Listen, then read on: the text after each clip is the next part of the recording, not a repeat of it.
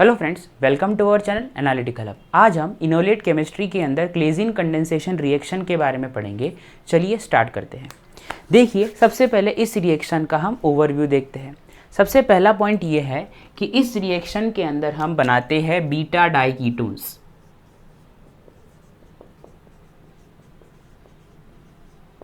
Beta diketones का synthesis होता है या हम बनाते हैं इसे इस रिएक्शन के अंदर।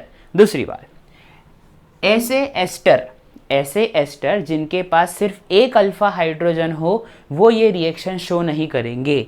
मैंने कहा ऐसे एस्टर्स जिनके पास सिर्फ एक अल्फा हाइड्रोजन हो, सिर्फ एक अल्फा हाइड्रोजन हो, वो ये रिएक्शन शो नहीं करेंगे। वन अल्फा हाइड्रोजन ये रिएक्शन शो नहीं करेंगे। अब ये जो क्लेजिन कंडेंसेशन रिएक्शन है, ये जो क्लेजिन कंडेंसेशन रिएक्शन है, ये दो टाइप्स की होती है। ये जो क्लेजिन कंडेंसेशन रिएक्शन है ये दो टाइप्स की है। एक है इंट्रामोलिक्यूलर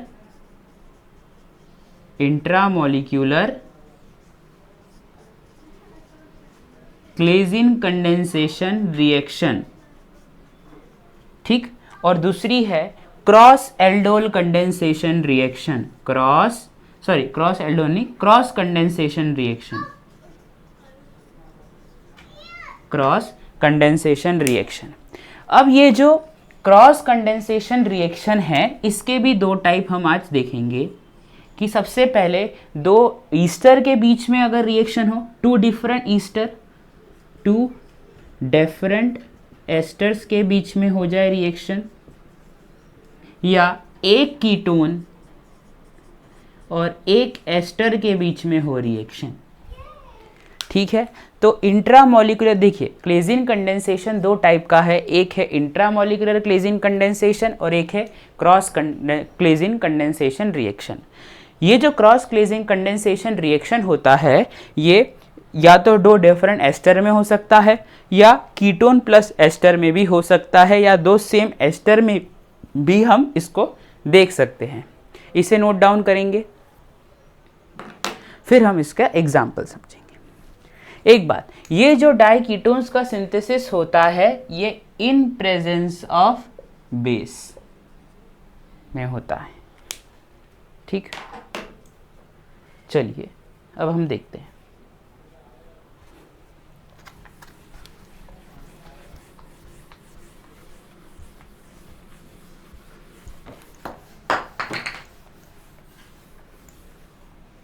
सॉरी फॉर डिस्टर्बेंस। देखिए, सबसे पहले हम लेते हैं एक एस्टर। अब ये जो एस्टर है इसके पास 3 अल्फा एच है, 1 2 3, ये हो गया। अब इस रिएक्शन में हम बेस लगाएंगे। NaOET मैंने बेस लिया है, सोडियम इथोऑक्साइड। अब ये बेस का क्या काम है? H प्लस को एब्स्ट्रैक्ट करना। जैसे ही ये H प्लस को एब्स्ट्रैक्ट करेगा यहाँ माइनस चार्ज आ जाएगा, यहाँ माइनस चार्ज आएगा इस कार्बन पे, क्योंकि एक H ये बेस एब्स्ट्रैक्ट कर लेगा, ठीक है। अब क्या होगा कि ये नेगेटिव चार्ज यहाँ पे, ये ऑक्सीजन पे ये चार्ज बन जाएगा, ये एरो ऑक्सीजन की ओर जाएगा और क्या बनेगा? इनोलेट आयन का फॉर्मेशन होगा। इनोलेट आयन का फॉर्मेशन होगा। देखिए, ये इनोलेट आयन का फॉर्मेशन हो चुका है एस्टर के अंदर, इसीलिए हम क्लेजिन कंडेंसेशन रिएक्शन को इनोलेट केमिस्ट्री में पढ़ते हैं, क्योंकि इनोलेट आयन बना है हमारा। इनोलेट आयन बन जाता है। तो देखिए, ये रहा हमारा इनोलेट आयन। अब ये इनोलेट आयन क्या करेगा? देखिए, इसी इनोलेट आयन के बनने के कारण हम इस रिएक्शन को कहाँ पढ़ते हैं? इनोलेट केमिस्ट्री में। चलिए अब ये जो इनोलेट आयन है दूसरे मॉलिक्यूल ऑफ एस्टर पे अटैक करेगा, दूसरा जो मॉलिक्यूल है उस पे अटैक करेगा एस्टर के। ठीक है, तो ये यहाँ पे, ये यहाँ पे, ये यहाँ पे, फिर ये ऊपर, जब ये नीचे आएगा बाहर, और क्या बन जाएगा देखिए, ये वाला मॉलिक्यूल सबसे ऊपर वाला पहले हम बनाएंगे, फिर उससे ये जुड़ा है। ठीक है, ये बन गया हमारा, क्या बना है ये हमारा, ये बना है बीटा डाई कीटो एस्टर। क्या बन गया, बीटा डाइकीटो एस्टर। इस तरह से ये रिएक्शन होती है, यही क्लेजिन कंडेंसेशन रिएक्शन का मैकेनिज्म है। ठीक है, अब उसको और चेंज करना चाहिए, वैसे तो ये कीटो फॉर्म है, अब इस कीटो को आप इनॉल फॉर्म में कन्वर्ट करेंगे,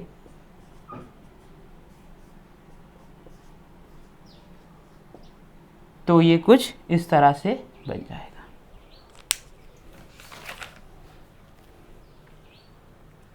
ठीक है, चलिए अब हम पढ़ेंगे डिकमान कंडेंसेशन, या आप कह सकते हैं इंट्रामोलिकुलर क्लेजिन कंडेंसेशन रिएक्शन।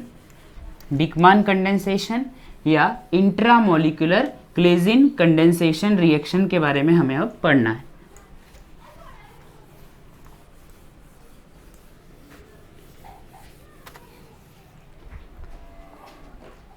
देखिए क्या है,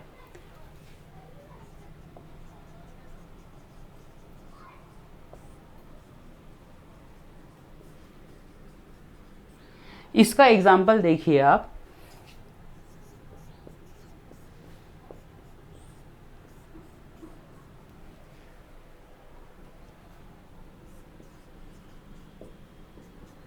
ये दिया है आपको, ये मॉलिक्यूल दिया है NaOET, ये कंडीशन दी है आपको। देखिए इंट्रामोलिकुलर कंडेंसेशन ही डिकमान कंडेंसेशन रिएक्शन है, मतलब एक ही मॉलिक्यूल के अंदर पूरी कंडेंसेशन रिएक्शन हो जाएगी। देखिए अब ये है कार्बोनाइल कार्बन, ये भी है कार्बोनाइल कार्बन, ये है अल्फा H, ये है अल्फा कार्बन है, और उनसे जुड़े हुए ये जो H होंगे ये अल्फा H होंगे, है मतलब। ठीक, अब कोई भी एक साइट सिलेक्ट कर लीजिए, मैं ये वाली साइट सिलेक्ट कर रहा हूं, यहां से H बाहर निकालूंगा। ठीक है, तो बेस की प्रेजेंस में क्या हो जाएगा, बेस की प्रेजेंस में यहां से एक प्रोटॉन बाहर चला जाएगा,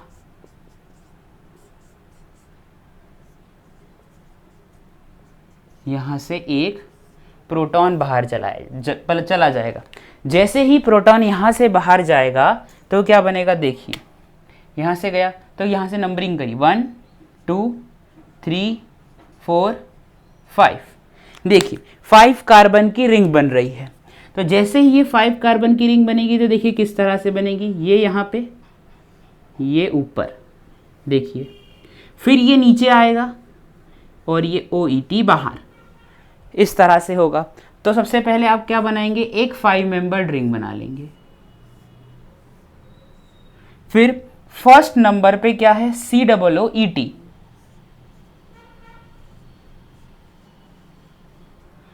और फिफ्थ नंबर पर क्या है, डबल बॉन्ड O। यही आपका बन गया प्रोडक्ट। तो देखिए 1 2 3 4 5, इस तरह से आप बनाएंगे इसे, ये आपका होगा प्रोडक्ट। अब अगर मैं इसी कंपाउंड में एक कार्बन की लेंथ और बढ़ा दूं, मैंने क्या कहा, अगर मैं इसी मॉलिक्यूल में एक कार्बन और बढ़ा देता हूं, देखिए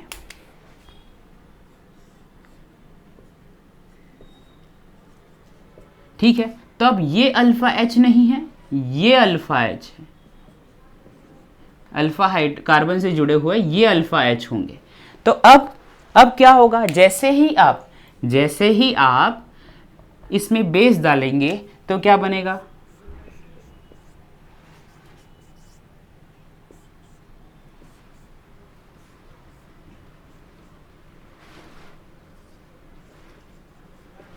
नेगेटिव चार्ज आएगा यहाँ पे। अब यहाँ से नंबरिंग कीजिए, इस नेगेटिव चार्ज से नंबरिंग कीजिए 1 2 3 4 5 6, यानी 6 मेंबर्ड की रिंग बनेगी। अब 6 मेंबर की रिंग, जैसे सबसे पहले ये माइनस चार्ज यहाँ अटैक करेगा, ये ऊपर जाएगा, नीचे आएगा, ये बाहर। ठीक है, तो देखिए 6 मेंबर्ड रिंग बन रही है हमारी। ठीक, ये 6 मेंबर्ड रिंग। अब क्या करना है, फर्स्ट से कौन जुड़ा है, COOET, और 6 नंबर पे कौन जुड़ा है, डबल बॉन्ड O। ये आपकी होगी प्रोडक्ट। तो यही है डिकमान कंडेंसेशन रिएक्शन की प्रोडक्ट, इसे नोट करेंगे।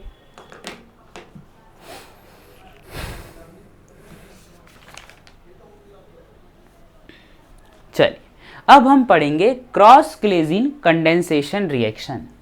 क्रॉस क्लेजिन कंडेंसेशन रिएक्शन या क्रॉस कंडेंसेशन रिएक्शन। देखिए,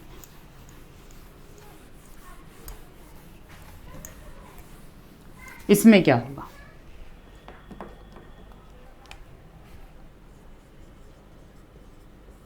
क्रॉस क्लेजन है ये। देखिए, सबसे पहले इसमें हम पहला केस पढ़ते हैं। फर्स्ट केस है हमारे पास reaction between ketones and esters. ये है हमारे पास पहला केस। ठीक है, चलिए रिएक्शन करवा के देखते हैं क्या बनेगा। ये दिया है आपके पास कीटोन, ये दिया है आपके पास कीटोन। ठीक है, 8 मेंबर्ड रिंग है, और ये दिया है आपके पास एस्टर। तो देखिए, ये जो केस है या क्रॉस कंडेंसेशन रिएक्शन में, क्रॉस क्लेजिन कंडेंसेशन रिएक्शन में एक ऐसा मॉलिक्यूल होगा जिसके पास अल्फा H होगा, और एक ऐसा मॉलिक्यूल होगा जिसके पास अल्फा H बिल्कुल नहीं होगा। तो बेस सबसे पहले किस पे रिएक्ट करेगा, जिसके पास अल्फा H होगा। यानी आपको यहां पे दे दिया है NaOET, और प्रोडक्ट बनानी है हमें। चलो ठीक है, तो सबसे पहले क्या करेगा, NaOET यहां पे इसमें से कोई भी एक अल्फा H बाहर निकालेगा। जैसे ही ये अल्फा H बाहर निकालेगा तो आपकी प्रोडक्ट बनेगी इस तरह से। ये नेगेटिव चार्ज यहाँ आ जाए, समझ लीजिए मैंने यहाँ से निकाल लिया। अब ये नेगेटिव चार्ज इस कार्बोनाइल पे अटैक करेगा, ऊपर, ये फिर नीचे आएगा, OET बाहर एज ए लिविंग ग्रुप। तो आपके पास क्या कंपाउंड बन रहा है, ठीक, इससे कौन जुड़ा है, यहाँ डबल बॉन्ड O, यहाँ OET। देखिए, इस तरह से आपका प्रोडक्ट बनेगा। नोट करेंगे इसे आप। अब चाहे इसमें आप NaOET ले लीजिए या NaH ले लीजिए, कोई बात नहीं, एक ही बात हो जाएगी। बेस तो अपना ही काम करेगा, प्रोटॉन को एब्स्ट्रैक्ट करने का। चलिए, एक और एग्जांपल है, वो भी देखेंगे हम।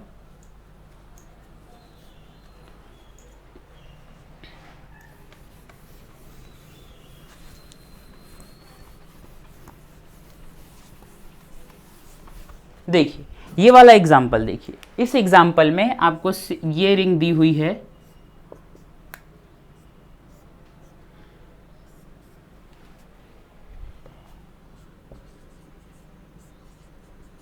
और प्लस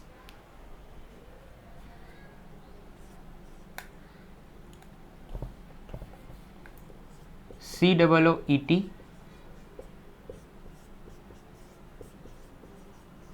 ये कंपाउंड दिया है आपको। इन दोनों के बीच में हमें क्रॉस क्लेजिन कंडेंसेशन रिएक्शन करवानी है।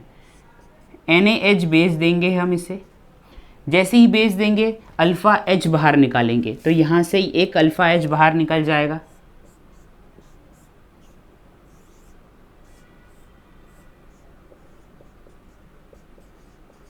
देखिए अब आप बोलेंगे कि मोर एसिडिक H हमें बाहर निकालना है, तो हम कौन सा बाहर निकालें, ये OH वाला निकाले कि ये यहाँ से निकालिए।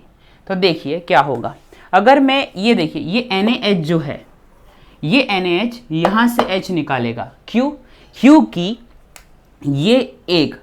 ये वाला जो H है, ये जो बेस है, ये लेस एसिडिक H की ओर अप्रोच, सॉरी लेस एसिडिक क्या, ये उस H की ओर अप्रोच करेगा जो मोर एसिडिक हो, या एसिडिक H बाहर निकालना है तो OH के कंपैरिजन में आप यहाँ से H निकालेंगे, ठीक है। क्योंकि जब हम LDA पढ़ते थे तो लेस बल की साइड से H निकालते थे क्योंकि वो वहाँ नहीं जा पाता था, ठीक है, ये भी बात ध्यान रखेंगे आप। तो यहाँ पे आ जाएगा CH2 माइनस। जैसे ही CH2 माइनस आएगा, हमें अल्फा H की ज़रूरत है। सबसे पहली बात तो यही है कि हमें अल्फा हाइड्रोजन की ज़रूरत है। तो ये कहाँ अल्फा हाइड्रोजन, अल्फा हाइड्रोजन तो यहाँ है, ठीक है, ये बात भी ध्यान रखेंगे, रिएक्शन के अकॉर्डिंग चलेंगे। फिर ये जो नेगेटिव चार्ज है ये कार्बोनाइल पर अटैक करेगा, ये ऊपर, फिर नीचे OET बाहर, क्या बनेगा, तो देखिए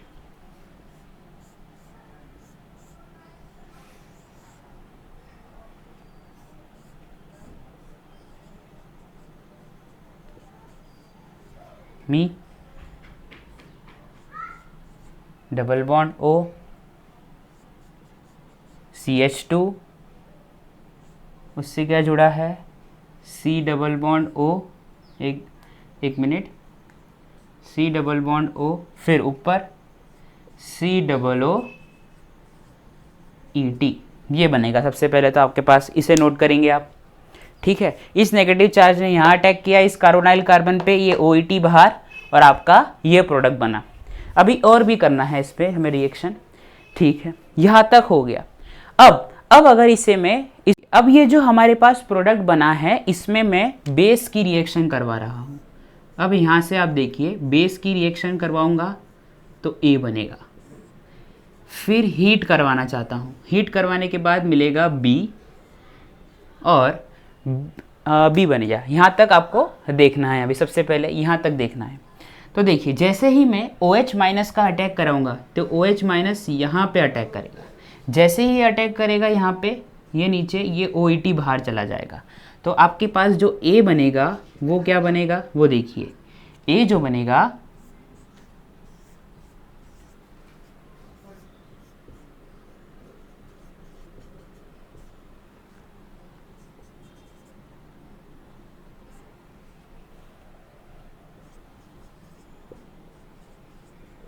COOH आ जाएगा यहाँ पे डबल बॉन्ड।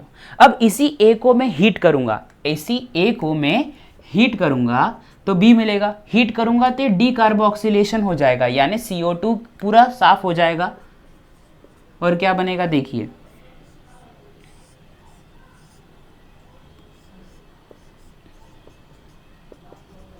ये बना, फिर यहाँ CH2 था, यहाँ डबल बॉन्ड O और ये H आया है, ठीक है फ्रेंड्स, आज हमने कंप्लीट कर लिया है इनोलेट केमिस्ट्री के अंदर क्लेजिंग कंडेंसेशन रिएक्शन को। आई होप आपको मेरा लेक्चर पसंद आया होगा। Thank you.